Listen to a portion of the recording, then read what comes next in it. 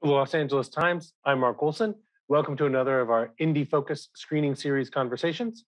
Today, we're going to be talking about the film Anaïs in Love, which premiered at the 2021 Cannes Film Festival. In the film, actress Anaïs de stars as a young woman named Anaïs, who begins an affair with an older book publisher named Daniel, but then comes to realize that who she's truly interested in is his partner, the accomplished author, Emily. And so joining us to talk about the movie, we have the writer and director, Charline Bourgeois-Tacquet, who makes her feature film debut with the movie. Charline, thank you so much for joining us today. Thank you. And we're joined as well by translator Azia Zalberman. And so, Charline, the movie just has this incredible sense of momentum and energy and movement to it. And I'm wondering where did that come from? What made you want to have the movie have this just great sense of movement and energy all the way through? Je pense que c'est assez lié à ma personnalité, que je suis quelqu'un d'assez dynamique, d'assez vif et que quand j'écris des films, ça me ressemble. Et par ailleurs, j'écris des scénarios qui sont très dialogués et j'ai toujours envie que l'énergie passe par la langue, par la parole et qu'elle se communique ensuite au corps des acteurs. Et toute la mise en scène est construite là-dessus, sur cette idée et cette envie de mouvement, de vitesse et de rythme. So I think it's a lot to do with my personality. I am myself quite a dynamic person, and I create things that are to some degree in my likeness. I believe very much in writing dialogues, in writing text in such a way that energy is communicated through it, and that through the words and through the language, eventually it comes and has a contagion effect on the energies of the bodies of the actors. That altogether sort of amounts to this feeling of energy and movement that you speak of. And then the feature film is a sort of an adaptation or extension of a short film that you made, Pauline Enslaved. And I'm wondering what the sort of connection between them is, or what was it like sort of expanding the short film into a feature? Alors en fait, ça s'est pas passé exactement comme ça parce que j'avais d'abord commencé à écrire le long métrage. J'avais envie de raconter cette histoire d'amour et de désir, enfin ce triangle amoureux. Mais entre-temps, j'ai écrit et réalisé le court métrage, qui était une comédie sur l'aliénation amoureuse. Et j'ai rencontré cette actrice, Anaïs de Moustier, pour faire le court métrage. Ça s'est très très bien passé entre nous, on s'est beaucoup amusé. Le rôle lui allait très très bien. Et j'ai eu envie ensuite de réécrire le scénario du long métrage pour que le personnage soit plus proche.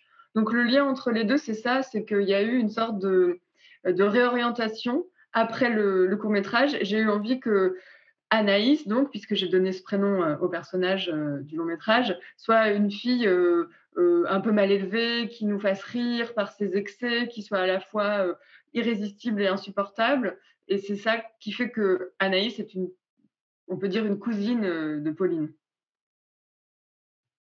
Well, that's not exactly how it happened, because I had written and thought about the feature for a long time before the short film. It was very important to me to tell this story of this love triangle. And then I went on to make this short film, Pauline Enslaved, with Anaïs de Moustier. So I met the actress there, and working with her and finding that she was so close to what I wanted to be writing for Anaïs. I then went back and sort of reoriented the feature script to fit the things that we had found together, so that she became slightly ruder, and her energy has sort of wanted to be in this tug of war between a very irresistible and barely standable in her energy. And so we went back like this. So I would say that Anaïs in some way is a cousin of Pauline. And can you talk a little bit more about the way you sort of tailored the character of Anaïs to Anaïs de Moustier, the actress, when she would work with her? I've heard Anaïs say that she feels like the character is sort of a combination of herself, yourself, Charline, and then also the character from Pauline Enslaved. Il m'interroge sur la genèse, Asia, c'est ça? La Oui, en jeunesse du fait, personnage? comment, sur sa jeunesse, comment tu as fait, comme un tailleur? Comment tu as taillé le personnage d'Anaïs D'accord. sur elle? Heu, Puisque Anaïs de Moustier dit que c'est une inspiration de vous à 3. l'inter oui, en fait, le point de départ pour la Pauline du court-métrage et aussi pour cette jeune femme-là, Anaïs, dans la fiction du long-métrage, c'est moi. C'est-à-dire que j'écris, à partir de ma personnalité, à partir de mes obsessions, à partir de mes goûts, à partir de choses que j'ai vécues ou que j'ai imaginées. Donc c'est vraiment ça le point commun, en fait, entre les 2 films. Mais il se trouve que Anaïs de Moustier, l'actrice, et moi, on a des points communs. On se ressemble. On a en commun cette vitesse, cette énergie, ce goût aussi de l'absolu, cette soif d'intensité. On adore l'amour, on adore être amoureuse. Donc c'est vrai que, de fait, le personnage d'Anaïs est à l'intersection de moi, d'Anaïs de Moustier et de cette jeune femme que j'avais inventée pour le court métrage. Euh, voilà, c'est exactement ça. C'est un mélange des trois. Yeah, I would say that that's a correct recipe. I really begin to write things from my personality, and I would say that both Anaïs's character and Pauline have very much to do with my obsessions and my personality and the ways in which my tastes, my thirst for intensity, my taste for certain sense of absolute. And it's true that then we found that Anaïs de Moustier, the actress, and I have some things in common along these lines. And so it just sort of happened that we can say that between the similarities that her and I share and the ways in which I had invented the character of Pauline, all of these sort of come to meet in the future. One of my favorite things about the character is the way that she's always telling strangers way too much about herself and like these very, very personal things. And do you do that? Is that one of the things that comes from you, or where does that come from in the character? Non, non. Je suis moins folle, je suis beaucoup moins folle que ce personnage, mais il est vrai que j'avais très envie de faire une comédie. Ça aussi, ça correspond à ce que je suis dans la vie, à ma manière de voir les choses et de voir l'existence. J'ai toujours une sorte de second degré et j'aime beaucoup le décalage comique quoi, sur les choses. Donc, je voulais que le personnage d'Anaïs nous fasse rire et c'est pour ça que j'ai beaucoup travaillé les excès du personnage et notamment ce que vous dites, ce trait un peu névrotique de parler à des inconnus, de se confier à des inconnus, de raconter des choses assez impudiques sur elle. Je ne suis pas du tout comme ça dans la vie, je vous rassure. Mais j'ai écrit des scènes comme ça en poussant les excès du personnage pour que dès l'ouverture du film, elle nous fasse rire. So I'm not. I wouldn't say that's a trait that we share. And generally, I think I'm not as mad as the character is. It was very important for me to work with, to write a comedy and to work with a kind of comedic rift, whereby her excesses would sort of take us into a slightly different realm.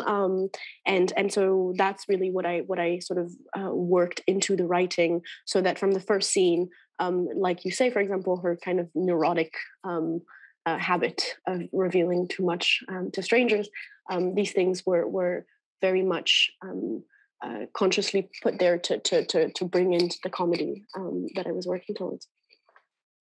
And this idea, the sort of idea of like a young woman sort of finding herself, sort of being in a moment of transition in her life, is something that we've seen in recent movies like Frances Ha, or actually The Worst Person in the World, which premiered at Cannes at the same time as Honey in Love. But I've also heard you talk about the film César and Rosalie by Claude Sautet, or Sauvage by Jean-Claude Rappeneau.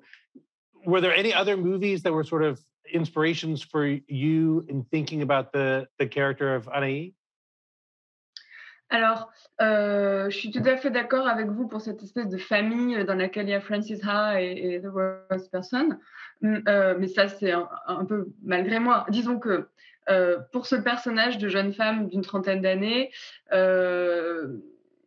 ça m'intéressait beaucoup en fait de représenter la confusion dans laquelle on peut être à cet âge-là, le fait que c'est un âge assez vertigineux parce que c'est un moment où il faut prendre des tas de décisions pour sa carrière, pour sa vie amoureuse, avec qui on veut vivre, est-ce qu'on veut faire des enfants, donc tout ça, je trouvais que c'était vraiment passionnant.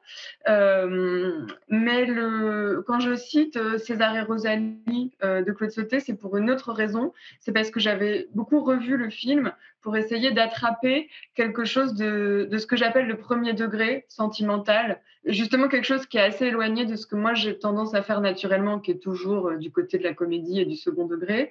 Et comme là, dans ce film, je voulais raconter l'histoire de désir et d'amour entre Anaïs et Émilie, j'ai besoin de retourner un peu me nourrir de ce cinéma romanesque chez Claude Sautet. Et pour Le Sauvage, c'est au contraire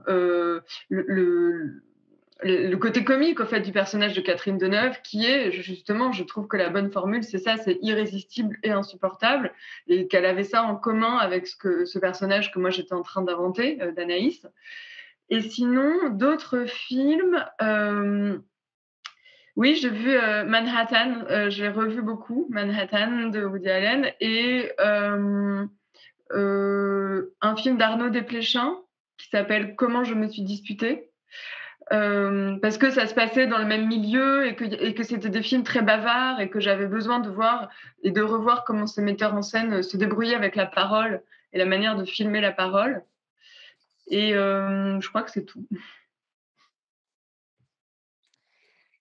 So I would agree de facto that there is a kind of family relation between my film and Frances Sauer, the worst person in the world. I think it just so is. It was important to me to write about a young woman in her 30s who has to sort of come up, because I think it's such an interesting time that is rife with so much dramaturgy, and so far so many decisions need to be made at that time, whether it is about their career or their romantic life, and whether they want children and who they want to live with. So all of this for me seemed like very, very rich sort of material.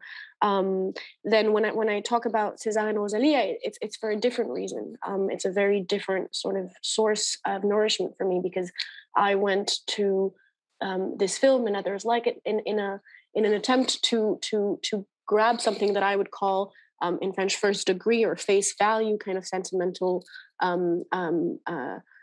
texture that is quite different from what I naturally tend to, which tends to be kind of comic, or it tends to have a kind of almost like literary distance to what's happening.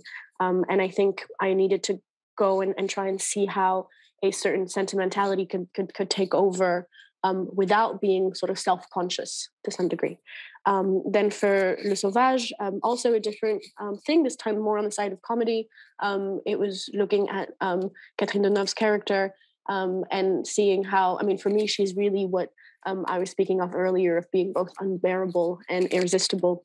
And then in terms of other films that I would have watched, I went back to Woody Allen's Manhattan quite a lot, and Arnaud Desplechin's Comment je me suis disputée, both of which were interesting to me in terms of trying to get something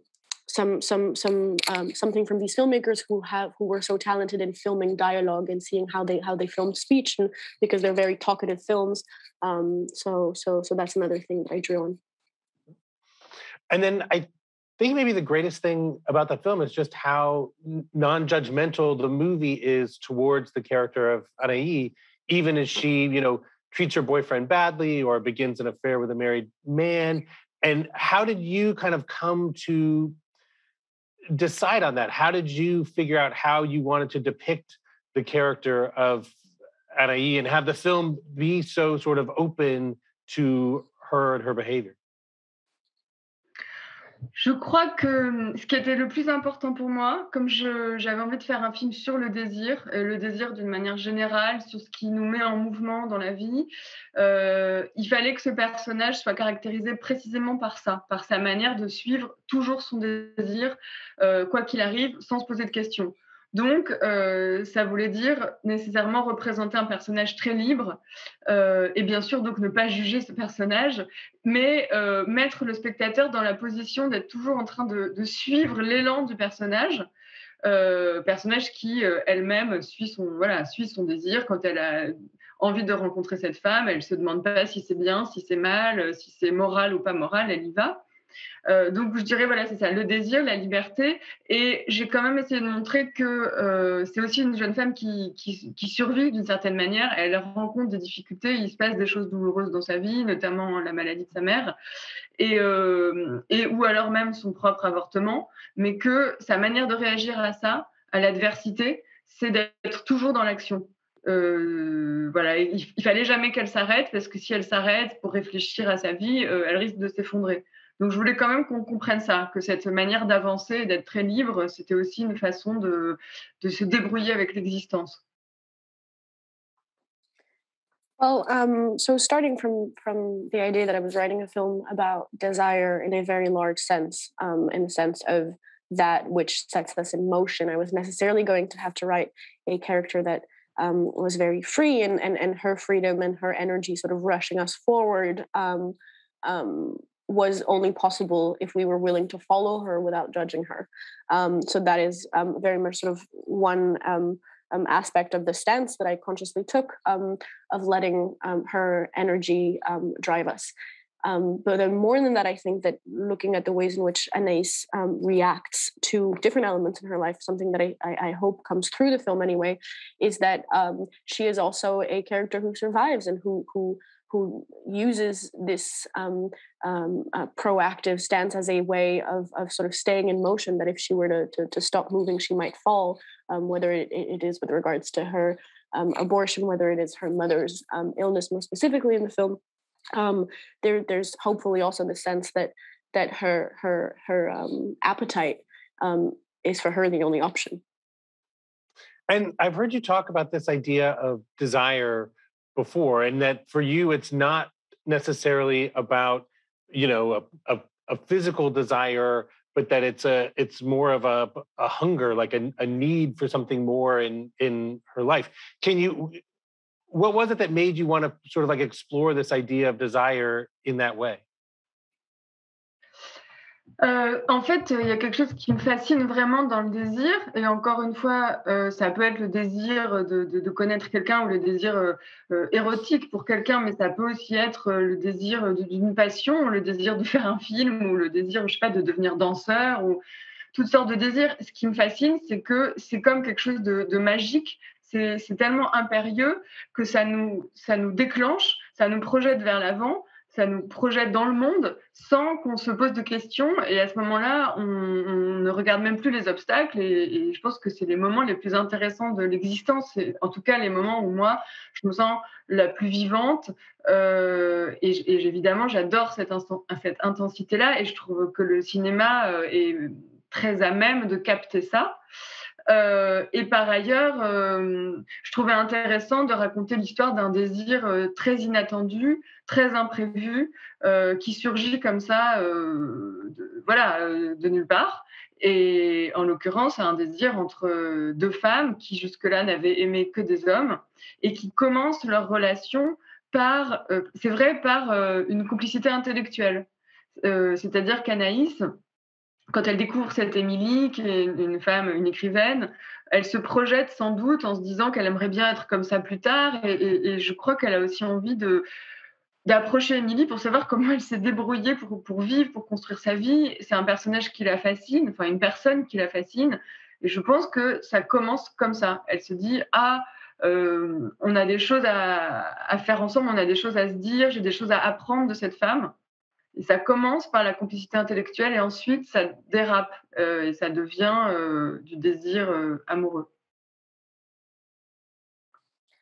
Yeah, so as you say, I'm interested in all forms of desire. Sometimes it can be sort of loving, erotic desire, but it could also be the desire to make a film, it could be the desire to become a dancer or what have you. It's just this question of that which impels us forward in such a compelling and imperious way that suddenly all of the obstacles, not only, it's not even that they disappear, is that they're just sort of out of our line of sight.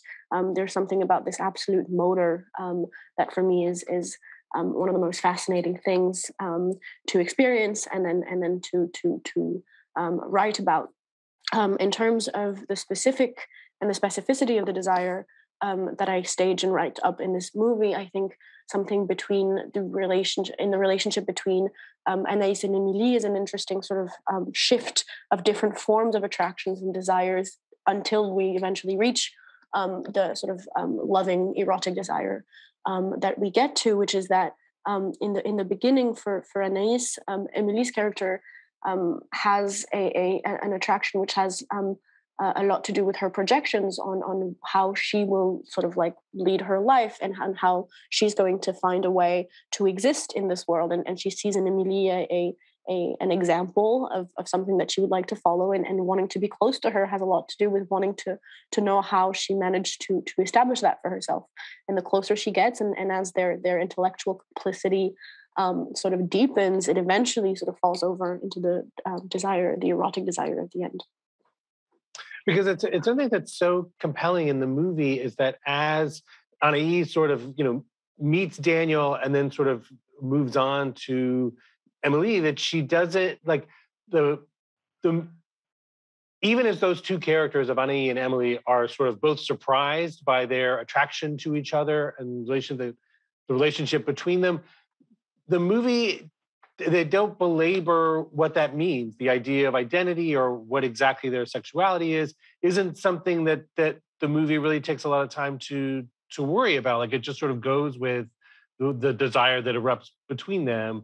Was that important to you? Like, why was it that you wanted to have that the movie deal with that aspect of their relationship in such a sort of offhanded way?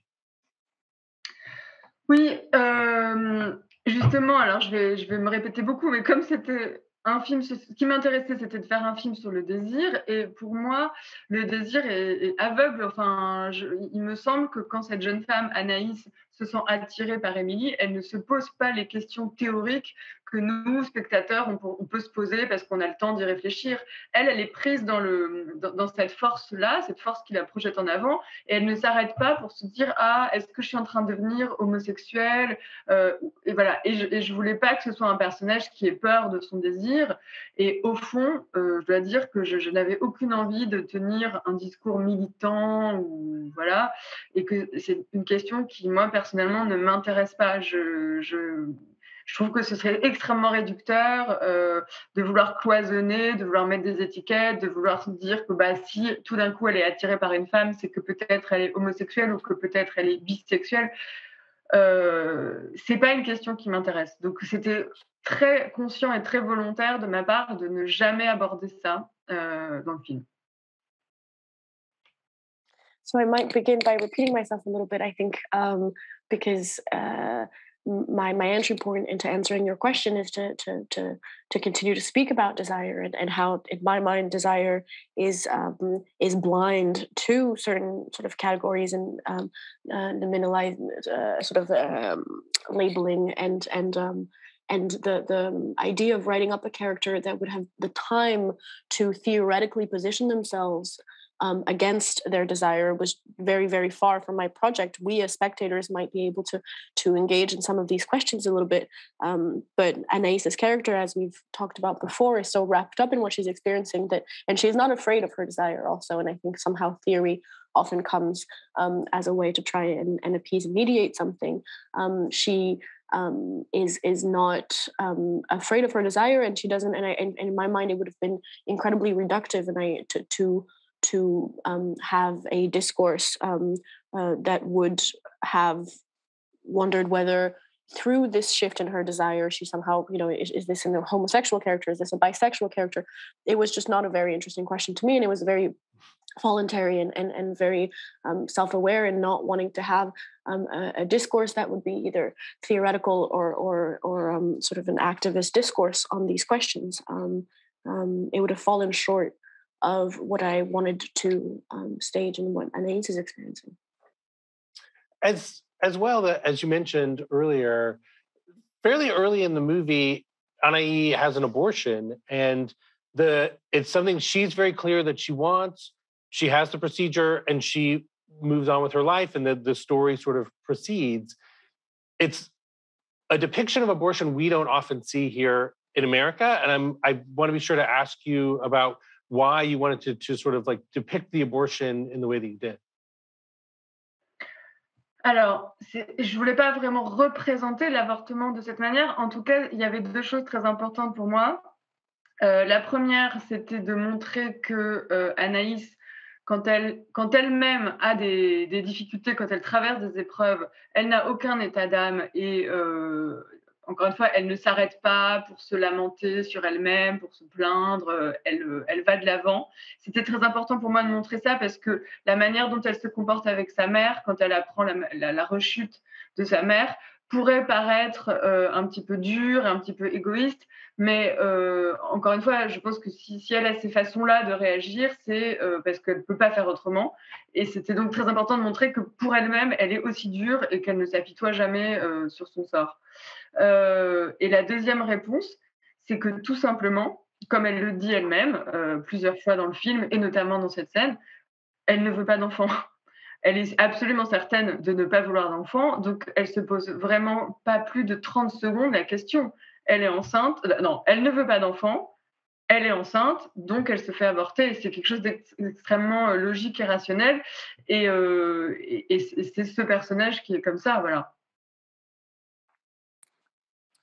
I wouldn't say that I wanted to depict abortion in any way at all. For me, as we've begun to speak about this occurrence in the beginning of the film was important to tell us something about Anaïs's coping mechanisms and the ways in which she functions, to show that she has no space in her psyche for sort of self pity or lamentation, and this was important so that we would be able to read her correctly when it would come to her mother's relapse, without which her reaction to her mother's relapse might have, appeared hard or insensitive or selfish. And I think it was, for me, sort of in the character arc, really about showing how Annalise doesn't lament on other people's fate, but because she's not giving herself a minute to do the same for herself. And in terms of the abortion and the way in which she deals with it, it's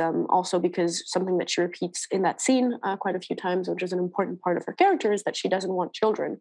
And so when she doesn't give it more than 30 seconds thought, she doesn't want children, she is pregnant, she gets an abortion, and for her it's a rational, logical sequence of events. And I've heard the actress Anaïs Demonstrator say how you you have a certain choreography in mind to go with the dialogue, and I'm wondering if you can talk a little bit about how you like to block out scenes and the kind of the rhythm of the dialogue as it relates to sort of the rhythm of the movements in the scenes. Alors en fait, je vais vous faire une confidence. Moi, quand j'étais plus jeune, je voulais être actrice, quand j'avais 14 ans, enfin quand j'étais adolescente. Et donc, je pense que ma manière d'écrire, elle vient vraiment de là. Elle vient vraiment de mon goût pour le jeu, encore une fois, pour la langue. Et donc, même quand j'écris des dialogues, je sens quelque chose d'assez physique. Enfin, il faut que j'ai des sensations physiques quand j'écris. Et ensuite, ma façon de faire le découpage du film, ma façon de mettre en scène, ça consiste à aller dans les décors avec mon chef opérateur, qui est un tout jeune homme, et il prend son téléphone et moi, je joue tous les rôles. Enfin, en général, je joue surtout le personnage principal, je joue Anaïs, et puis il y a mon assistante ou ma script ou quelqu'un, ou mon amoureux, s'il est là pour m'aider, enfin, quelqu'un que j'ai sous la main qui joue les autres personnages. Et c'est comme ça en jouant dans les décors, que je trouve la chorégraphie. Et à ce moment-là, j'invente des choses qui ne sont pas forcément dans le scénario, des déplacements pour animer la scène de l'intérieur et pour que tous les mouvements de caméra soient justifiés par des choses concrètes. Parce que je n'ai pas du tout envie que la mise en scène soit gratuite et formelle. Pour moi, il faut que tout soit assez physique et assez organique. Donc, ça me prend beaucoup de temps d'aller faire ce travail dans les décors et de chercher avec mon corps, justement. Et ensuite, quand les acteurs arrivent le matin sur le plateau, c'est la seule indication que je leur donne, c'est que je leur montre la chorégraphie. Et ça peut parfois être un peu difficile quand certains acteurs ne sont pas particulièrement techniques. Il y a plein de marques au sol qu'ils doivent respecter. Et parfois, c'est des très longues prises parce que j'aime bien faire des plans séquences. Et donc, parfois, il faut que je fasse beaucoup de prises, 18 prises, 23 prises, pour réussir à coordonner, évidemment, les acteurs et la technique.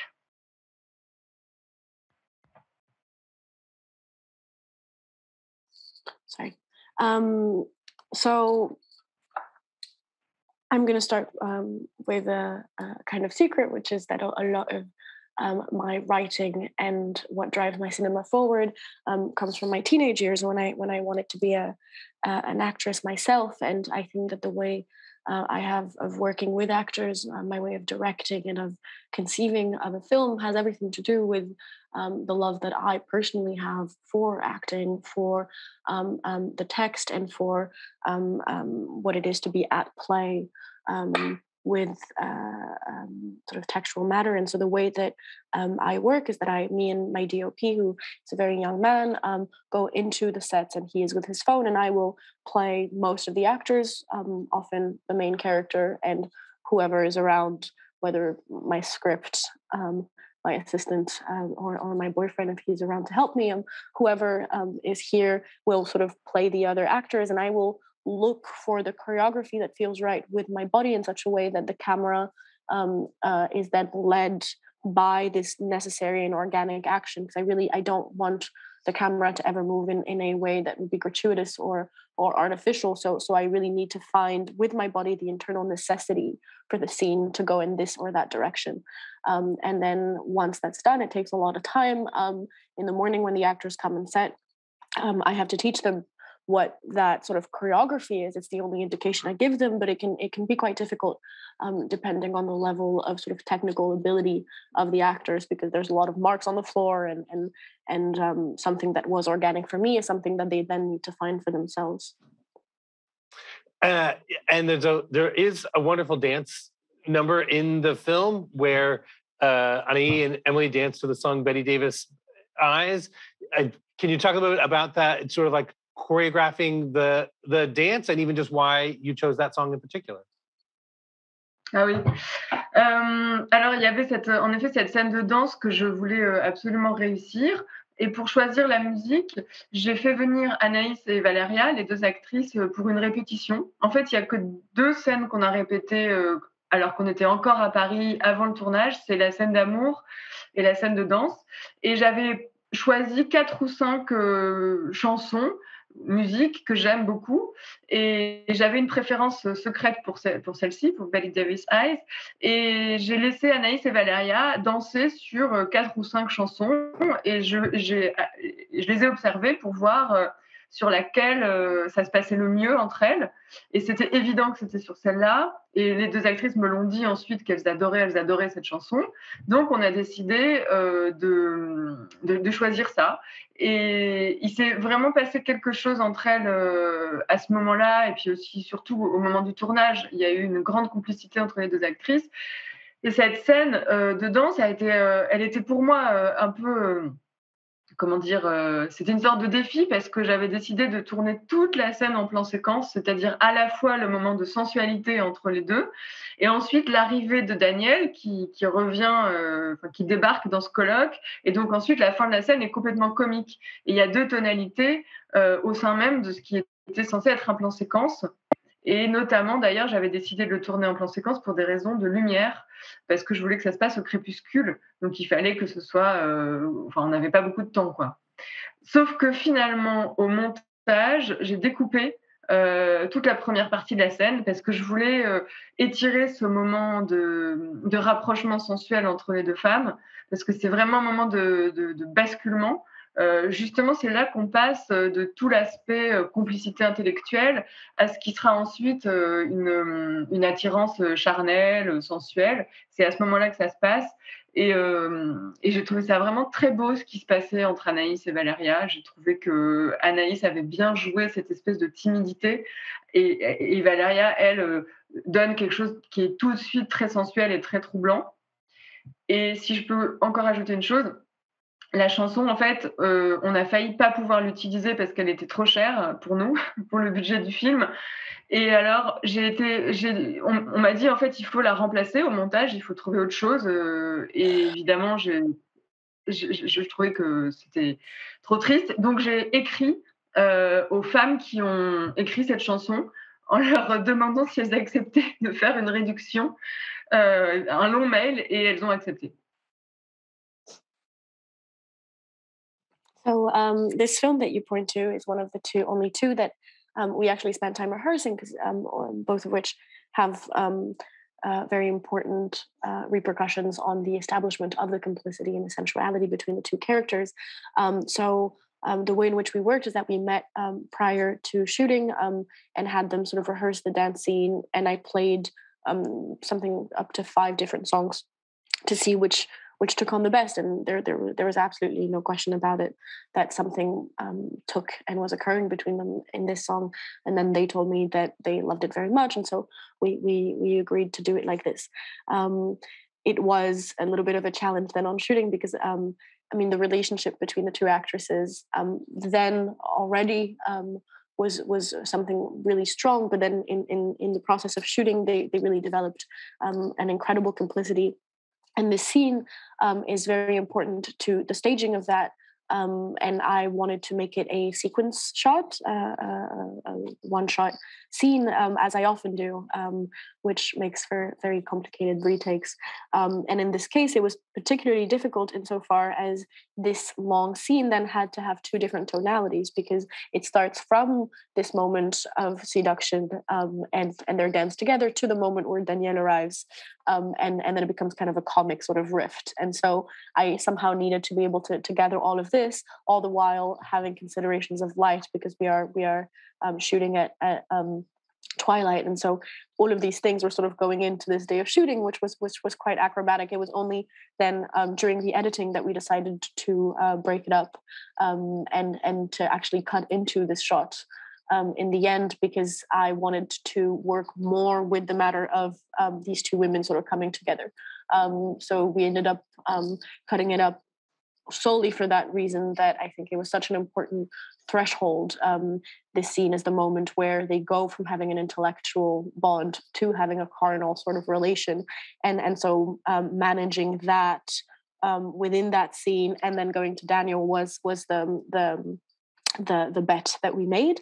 And then finally, if I can add the last thing, is that the song was too expensive for us to have at first. So I was told that it was not possible for me to use it in the film.